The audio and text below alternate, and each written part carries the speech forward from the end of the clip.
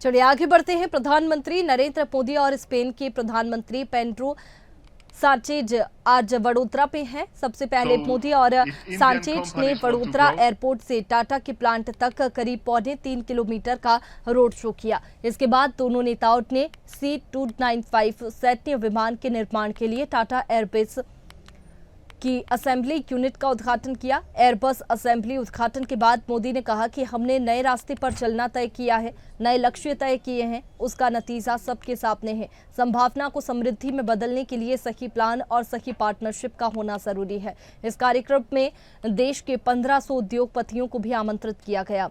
बता दें कि स्पेन के किसी पीएम का ये 18 साल बाद भारत दौरा है।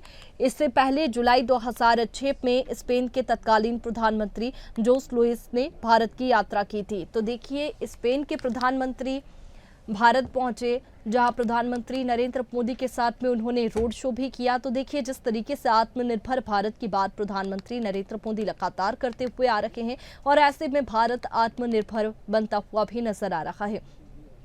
प्रधानमंत्री नरेंद्र मोदी और स्पेन के प्रधानमंत्री पेड्रो सांचेज आज वडोदरा में हैं और सबसे पहले मोदी और सांचेज ने वडोदरा एयरपोर्ट से टाटा के प्लांट तक करीब 3.25 किलोमीटर का रोड शो किया। इसके बाद दोनों नेताओं ने C-295 सैन्य विमान के निर्माण के लिए टाटा एयरबस की असेंबली यूनिट का उद्घाटन किया। एयरबस असेंबली उद्घाटन के बाद मोदी ने कहा कि हमने नए रास्ते पर चलना तय किया है, नए लक्ष्य तय किए हैं।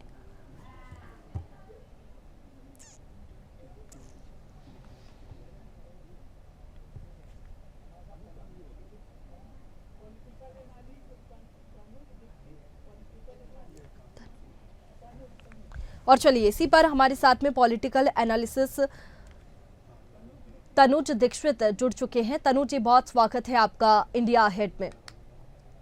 Thank you. तनुज जी, जिस तरीके से प्रधानमंत्री लगातार आत्मनिर्भर भारत की बात कहते हैं, 2047 तक आत्मनिर्भर भारत, और ऐसे में स्पेन के प्रधानमंत्री जब पहुंचे हैं भारत, उनके साथ में प्रधानमंत्री नरेंद्र मोदी का रोड शो भी हुआ, तो स्पेन और भारत के रिश्तों में सुधार हो रहा है और कॉन्टेक्ट बढ़ाए जा रहे हैं। निश्चित रूप से देखिए, यूरोपियन कंट्रीज का भी जो है एक पूरा ही कल्चर और काफी हद तक जो भारतीय कल्चर से इम्पैक्टेड है। और मुझे लगता है कि ऐसे में जो मोदी जी जो हैं विश्व भर में एक विश्व पटल पर भारत की एक अमिट छाप छोड़ते हैं। जहां तक सवाल है स्पेन के प्रेसिडेंट की विजिट का, ये चीज हमको ध्यान होनी चाहिए कि सबसे पावरफुल कंट्री भारत के साथ अगर हम मानते हैं तो चाइना और अमेरिका है। तो अमेरिका के प्रेसिडेंट और चाइना के प्रेसिडेंट भी इंडिया और यहाँ तक कि गुजरात विजिट कर चुके हैं। हमें ध्यान हो, सन 2014 में जो चाइना के प्रेसिडेंट रहे हैं जी जिनपिंग, उन्होंने भी एक विजिट करी थी। और देखिए, कई सारे मायने होते हैं जिस तरीके से बड़े देश के राष्ट्रपति भारत से प्रभावित है, तो निश्चित रूप से जो छोटे देश हैं उनके राष्ट्रपति भी अब भारत की तरफ इन्फ्लुएंस होकर के जुड़ रहे हैं। जी बिल्कुल तनुज जी, जिस तरीके से समृद्धि और संभावना की बात यहाँ पर की है प्रधानमंत्री नरेंद्र मोदी ने, आत्मनिर्भर की दिशा में देश आगे बढ़ रहा है। और इससे पहले अगर बात करें तो 2006 में स्पेन के प्रधानमंत्री पहुंचे थे और इतने समय बाद स्पेन के प्रधानमंत्री का एक बार फिर से यहाँ पर भारत पहुंचना, रिश्तों में सुधार होना तो बेहद जरूरी है। और ऐसे में जो व्यापार है भारत का, वो आगे बढ़ेगा स्पेन की तरफ। निश्चित रूप से जिस तरीके से स्पेनिश प्राइम मिनिस्टर सैंचेज जो आज वडोदरा आए और जिस तरीके से ये भारत की प्रति जो उनकी संबद्धता है, वो दर्शाती है कि अब यूरोपियन कंट्रीज में भी भारत की एक अमिट छाप बनती नजर आ रही है। सबसे बड़ी चीज ये है कि जिस तरीके से ये जो वडोदरा में जो C-295 विमान के फाइनल असेंबली के साथ में जो इसका प्लांट का उद्घाटन किया गया है, ये एक विमान के क्षेत्र में भी भारत को एक अलग नए पटल पर मेक इन इंडिया जो अभियान है उसके तहत ये एक अलग पटल पे ले जाएगा। और जो पेड्रो सांचेज जो 3 दिवसीय दौरे पर पहुंचे हैं गुजरात, जो आज वडोदरा आए हैं सबसे पहले, और जितना भारत के प्रति जो उनकी हम्बलनेस देखी जा रही है, उसके पीछे एक विमान इसमें प्लांट में जो उद्घाटन हुआ है उसमें भी क्षेत्र में भारत और स्पेन के रिश्ते मजबूत दिखाई देते हैं।